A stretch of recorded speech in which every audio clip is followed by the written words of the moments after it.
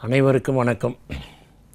இறையருளும் குருவழியின் துணையோடு நாம் தொடர்ந்து திருமந்திரத்தை சிந்தித்து கொண்டிருக்கிறோம். அந்த வகையில் இன்றைக்கு அட்டமா சித்தி என்ற அதிகாரத்தில் உள்ள பரகாய பிரவேசம் என்கிற தலைப்பில் உள்ள பாடல்களை ஒன்று சிந்திக்கிறோம். பாடல் எண் 662. கட்டிட்ட தாமரை நாளத்தில் 9, மட்டிட்ட கன்னியர் மாதுடன் சேர்ந்தனர். கட்டிட்டு நின்று களங்கனி ஊடுபோய், பொட்டு இட்டு நின்று பூரணம் ஆனதே. ரொம்ப தெளிவாக திருமூலர் சொல்கிறார். இப்போ அது தொடர்ச்சியாக அதில் பார்த்திங்கன்னா, நேற்றுக்கு முந்தின நாள் 9 தச வாயுக்களை பற்றி பார்த்தோம். நேற்று நாடிகளை பற்றி பார்த்தோம்.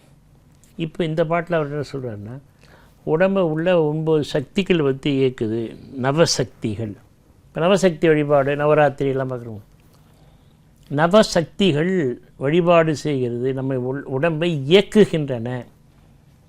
இதே பரகாய பிரவேசம் என்கிற அதிகாரத்தில் நேற்றைய முன்தினம் தச வாயுக்கள் எப்படி உடம்பை இயக்குது, அதில் தலைமைத்துவம் பெற்றது தனஞ்சயன். நேற்று பார்த்த பாடலில் தச நாடிகள், அந்த நாடிகளில் தலைமையாக இருக்கிற நாடி சுழிமுனை நாடி. இவற்றையெல்லாம் விரிவாக திருமூலர் சொன்னார்.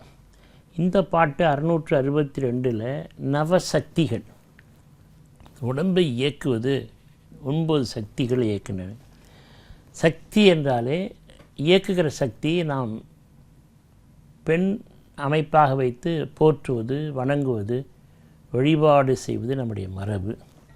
அதுவும் குறிப்பாக பாரத தேசத்தில் தாய் தெய்வ வழிபாடு அதிகம், சிவசக்தி வழிபாடு அதிகம். பொதுவாக சக்தி வழிபாடு ரொம்ப இங்கே பாரத தேசத்தில் அதிகம். 51 சக்தி பீடங்கள் என்று கூட இங்கே தனியாக வைத்து வழிபாடு செய்கிறோம். சக்தி உபாசனை என்று இங்கே தனியாக இருக்கிறது. 6 வகை சமய பிரிவில் சாக்தம் என்பது தனி வழிபாட்டு முறை. சைவம், வைணவம், சாக்தம், கௌமாரம், சௌரம், கணாபத்தியம் என்று 6 வகையாக ஆதிசங்கரர் இவற்றையெல்லாம் வகைத்தொகை செய்து ஒழுங்கு செய்திருக்கிறார். அதில் சாக்தம் என்பது ஒரு வழிபாடு. அதில் உடம்பை இயக்குகிற சக்திகளும் சக்தி தான், அம்மை சக்தி என்று திருமூலர் சொல்கிறார். இப்போ இந்த பாட்டை பாருங்கள். கட்டிட்ட தாமரை நாளத்தில் 9 சக்தியாக இருக்குது. மட்டிட்ட கன்னியர் மாதுடன் சேர்ந்தனர். கட்டிட்டு நின்று களங்கனி ஊடுபோய், பொட்டு இட்டு பொட்டு, நான் முன்பே சொன்னேன், பொட்டுன்னா புருவ மையத்தை சொல்கிறார். புருவ நடுவில் பூரணமாக நிற்பது அதே பொட்டு. அந்த பொட்டு தான் பொட்டு அம்மன்ற பெயரில் நம்ம வணங்குறோம். இதெல்லாம் பரிபாஷையாக காலப்போக்கில் அது தனி வழிபாடாக உருவெல்லாம் கொடுத்து வணங்க ஆரம்பிச்சிட்டோம். பொட்டு என்பது புருவ மையம். புருவ நடுவில் பூரணமாக நிறைந்து இருப்பது இந்த ஆதிபராசக்தி. அது முதல் வரியில் என்ன சொல்கிறாருன்னா, சகசர தலத்தோடு பிணிக்கப்பட்ட சுழிமுனை நாடியில். தாமரை நாளம் என்பது சுழிமுனை நாடி. அது சகசர தலத்தில் போய் நிற்குது. இந்த நாளம் என்பது தான் கீழே மூலாதாரத்திலேருந்து 6 வகையான ஆதாரத்தை கடந்து போய் சகசர தலம் என்பதில் 1000 இதழ் தாமரையாக விரியுது. தாமரை என்றாலே அது சகசர தலத்தை தான் குறிக்கும் ஆன்மீகத்தில், ஆன்மீக நூல்கள். இந்த நாளம் என்பது தண்டு 6 ஆதாரங்களையும் ஊடுருவி செல்கிறது. சகசரத்தலம் அது சுழிமுனை நாடியில் இணைக்கப்பட்டிருக்கிறது. 2வது அடியில் என்ன சொல்கிறாருன்னா, சீவர்களை உலகியலோடு தொடர்புபடுத்திய வாமை முதலான 9 சக்திகள். 9 சக்திகள் நம்மளை இணைத்து உடம்பை இயக்குது. ஜீவர்கள் பக்குவப்பட்ட பின் செயலாற்ற பராசக்தியோடு பொருந்துகின்றனர். கட்டிட்டு நின்று களங்கனி ஊடு போய்.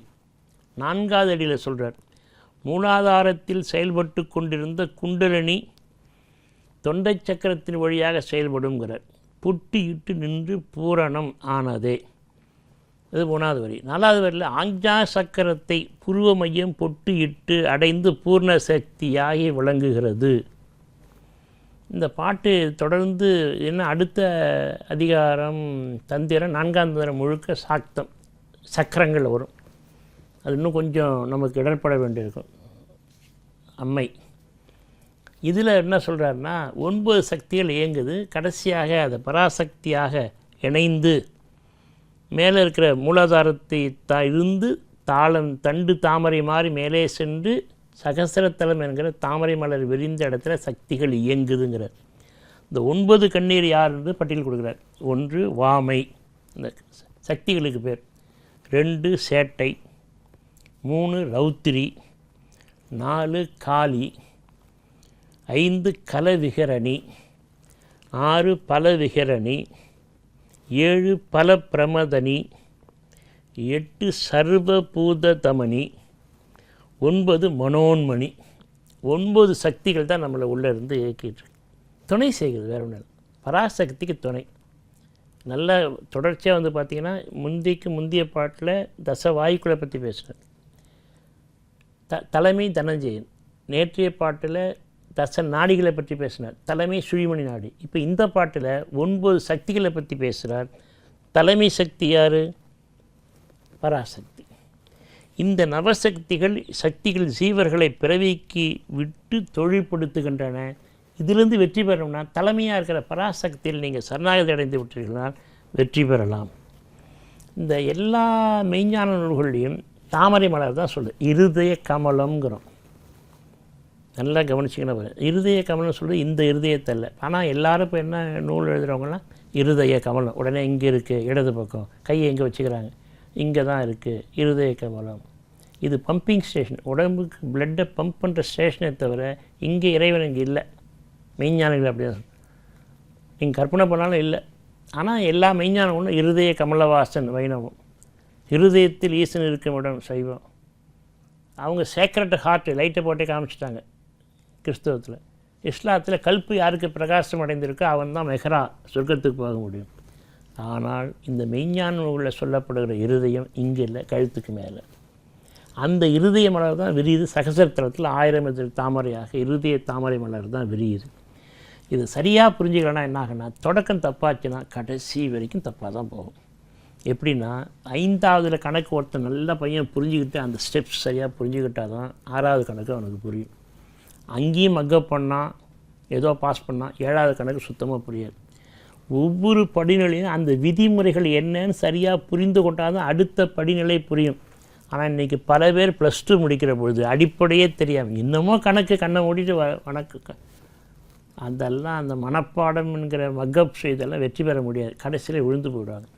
எப்படி சாதாரண மேத்தமேட்டிக்கல் ஒரு ஃபிலாசபி ஒரு தத்துவத்துக்கு அடிப்படையை புரிந்து அடுத்த படிக்கு நீங்கள் போகிற மாதிரி மெய்ஞானத்துலேயும் சொல்லப்பட்ட எல்லா செய்திகளையும் நீங்கள் சரியாக அடிப்படையை புரிந்து கொண்டு போகணும்.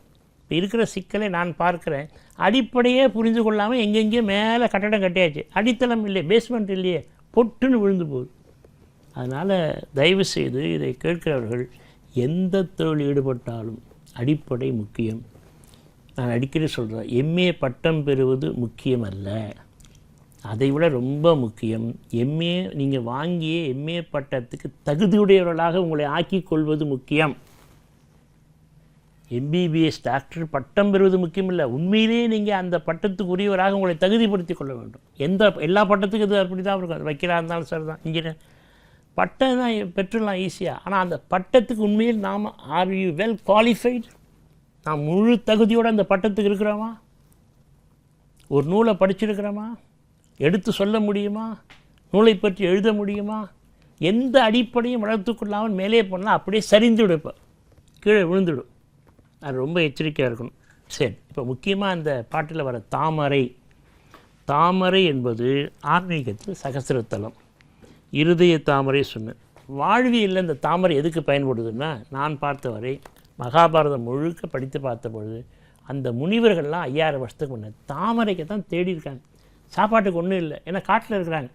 தாமரை குளத்தில் போய் இந்த தாமரையை பறித்து தாமரை கிழங்கு தான் போட்டி நடந்திருக்கு. அதை ஒருத்தன் தேடிட்டு போயிட்டான். அதுக்கு போய் அர்ஜுன்கிட்ட சொல்கிறாங்க, தர்மரே எங்களை காப்பாற்ற, நாங்கள் தேடி வச்சுருந்தோம், அவ்வளோ தாமரை கிழங்கு போயிடுச்சுன்னு. அதுக்கு இவங்க சண்டை போட்டு தாமரை கிழங்கை எடுத்து கொடுக்குறாங்க. அப்போ தாமரை மருத்துவ குணம் நிறையா இருக்குது. தாமரை கிழங்குல இருக்குது, தண்டு இருக்குது, தாமரை பூவில் இருக்குது. தாமரை பூ ரொம்ப சக்தி வாய்ந்தது. அதில் இந்த இதய தாமரை என்பது வெண்தாமரை என்று ஆன்மீக நூலில் சொல்கிறாங்க. அதனால் தாமரை உலகியலாகவும் புறநிலையிலே மருந்தாக பயன்படும்.